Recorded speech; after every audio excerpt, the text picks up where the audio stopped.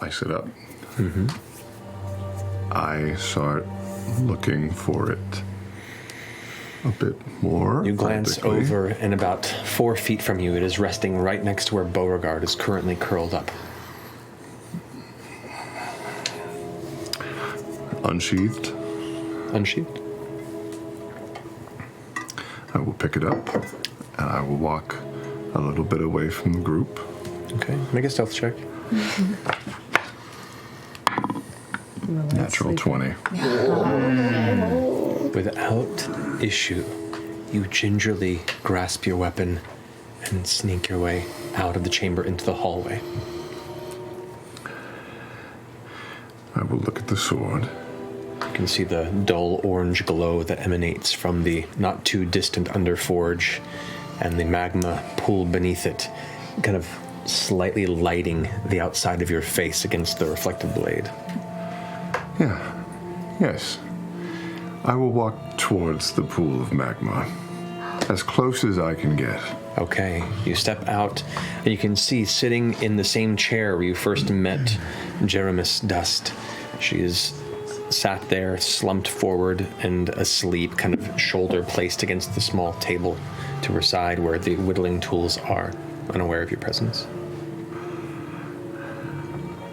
I will take the sword and hold it against my chest. And I will say, you need me more than I need you.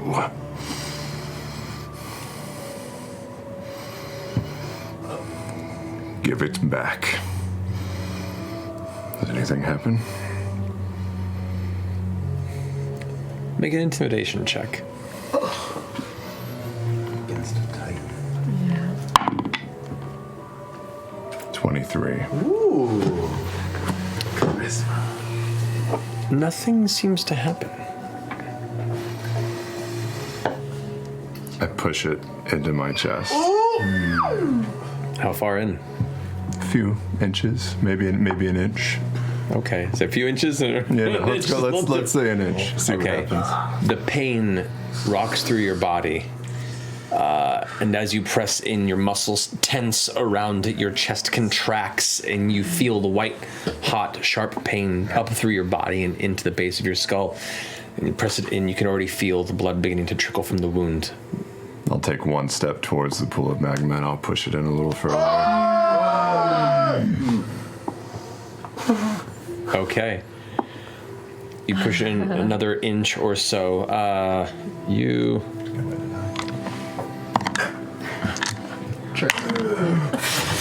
So you've taken 9 points of, I'll say for this piercing damage, even though it is a slashing weapon, but it's being utilized in a piercing fashion. PPE. As you now step... How close are you to the lava? You're now like maybe a foot from the edge of it. Probably almost taking damage from that. Make another intimidation check if you'd like. New boy. 13. 13.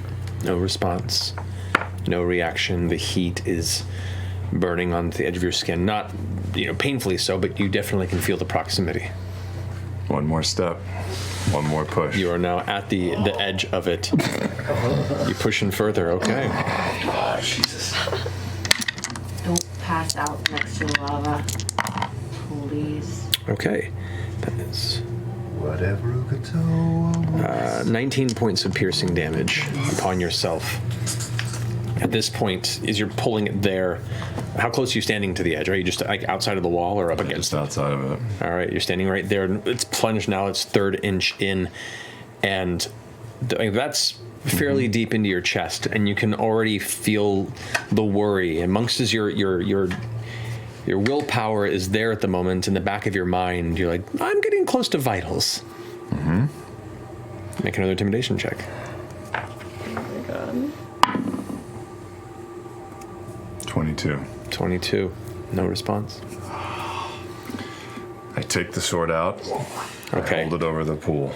All right, you withdraw, and with that, it's like a gout of your own viscera kind of splatters across the exterior of the wall, and like begins to immediately sizzle and smoke. Don't know how long I can hold this. As the blood drips from the blade into the magma, the steam and smoke that arises from the burning of your own blood across the immediate, extremely hot surface kind of sends up tufts of smoke. And the stream gets more consistent as the smoke billows more and more and more and kind of begins to fill the space around you. The dark smoke beginning to swirl around your shoulders and around the weapon until suddenly the light begins to be choked around you. The warm, bright underglow of the light and fire begins to vanish as you find yourself surrounded in this cloud of smoke born from your own burning blood. In that moment, the pain still there throbbing in your chest numbs ever so slightly. And there in the smoke around the blade, your hand shaking, still stalwart and strong, a calmness comes across you.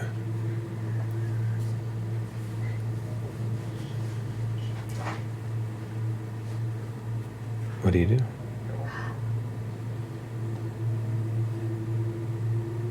it the wild mother?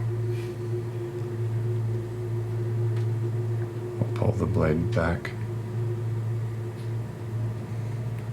and throw it.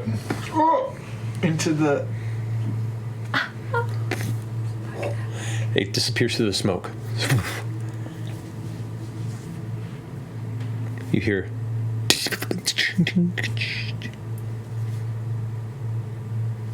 the smoke dissipates in the direction of where you threw it about a moment later. And there you can see it resting and slowly sinking into the molten rock. I'll take a step back.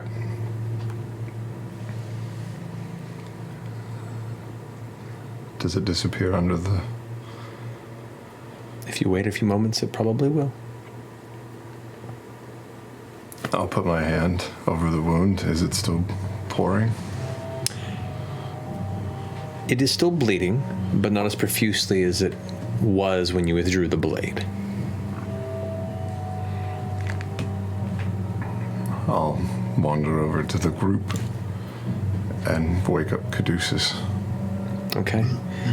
Caduceus, you come to consciousness, being somewhat gently woken by Ford, who's currently clutching what is very easy to see, an open wound in the chest and a very bloodied hand over it.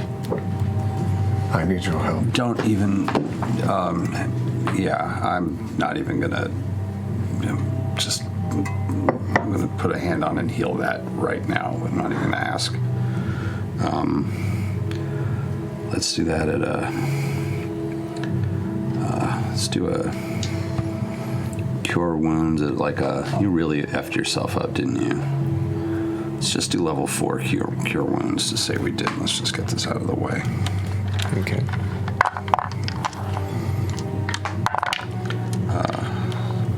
11, 17, 18, 19, 24 hit points back immediately. Just boom.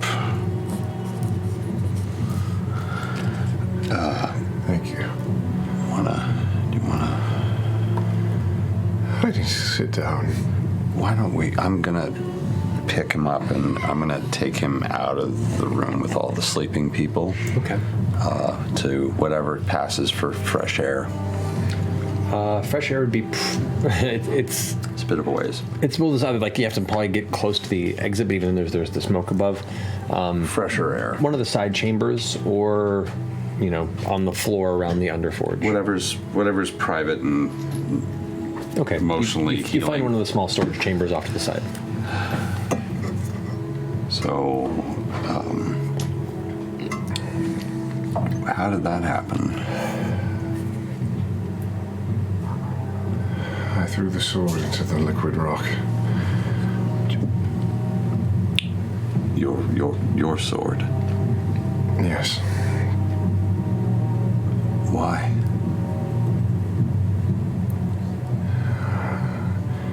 I don't like being a hostage.